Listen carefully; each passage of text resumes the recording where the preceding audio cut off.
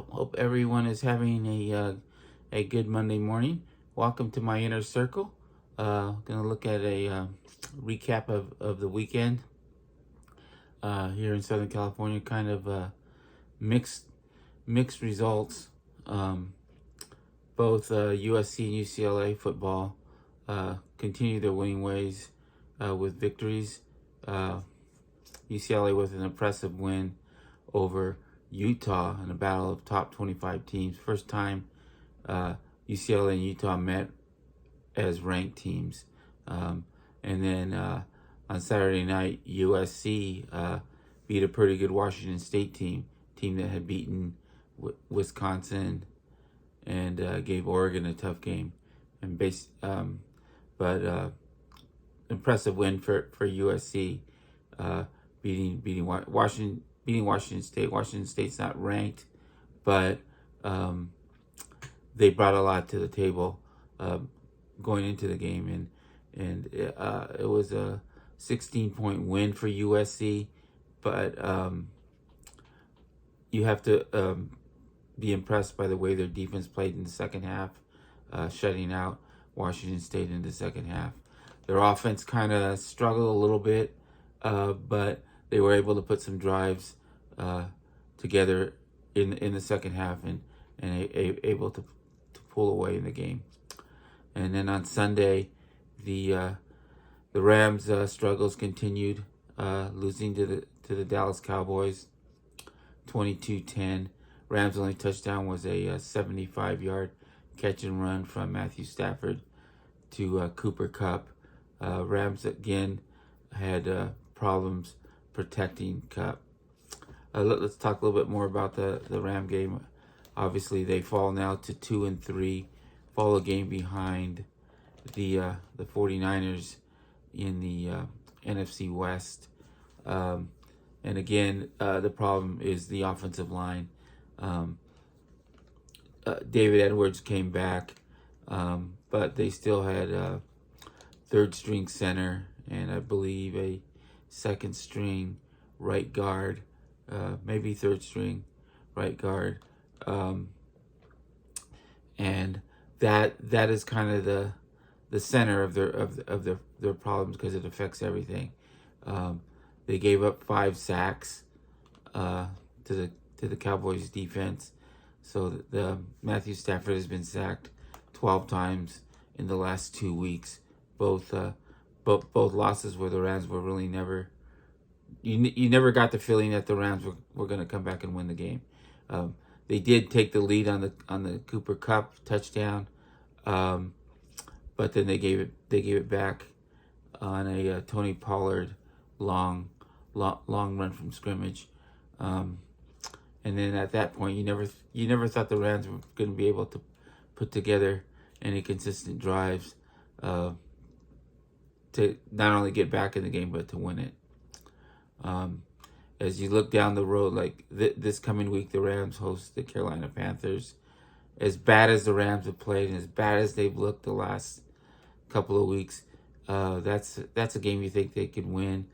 And looking through the rest of their schedule, and they are going to get some of these linemen back. I think Bryce Allen's supposed to be back in a couple of weeks. But as you look down their schedule, I think they're looking at a 10-7 team. Whether that's good enough to win the NFC West, I'm not sure at this time. The 49ers had even though they won on Sunday, they did get 2 big injuries in their defensive backfield and one on their offensive line, even though that may be only a day-to-day thing, or on their defensive line, that may only be a day-to-day thing. But there's just a lot of problems on the Rams. One of the problems that they don't have, their defense continues to play well. They gave up 22 points, but actually they only gave up 15 by the defense. One of those was a fumble return by the Cowboys. So as long as they're giving up 20 or less points, they're keeping the offense in the game with a chance to win.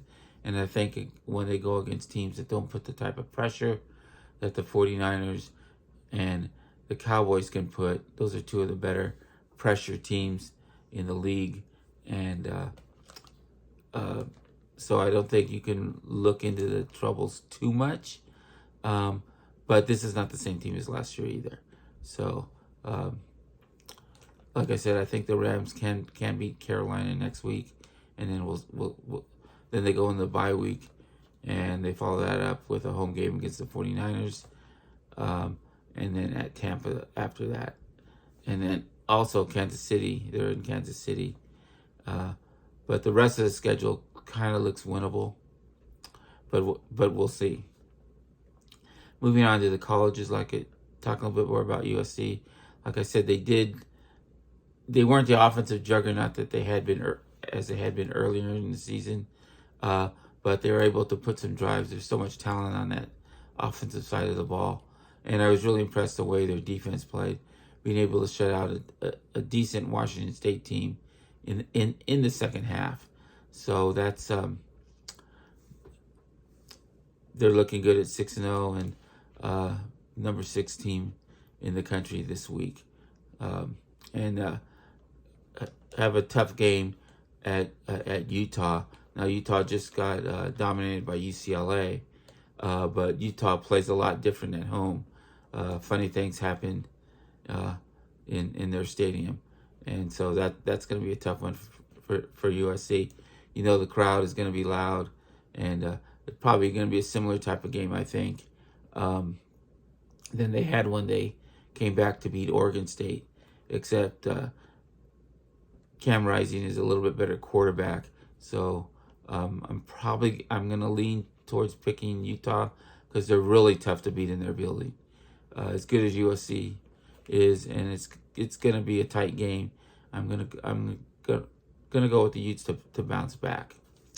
Moving on to UCLA, the final score was 42-32, but after the first couple of series, UCLA was able to move the ball at will. They kind of look like those Oregon teams that Chip Kelly had in the early part of the 2010 decade, between 2009 and 10 and 2015.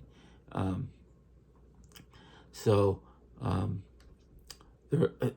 thought going into the year they had a chance to recoup their offensive stats from a year ago, and they're just even more physical this year offensively. And the defense, I like what the defense is doing. They're giving up yards and giving up scores, but they're playing from ahead. They're kind of like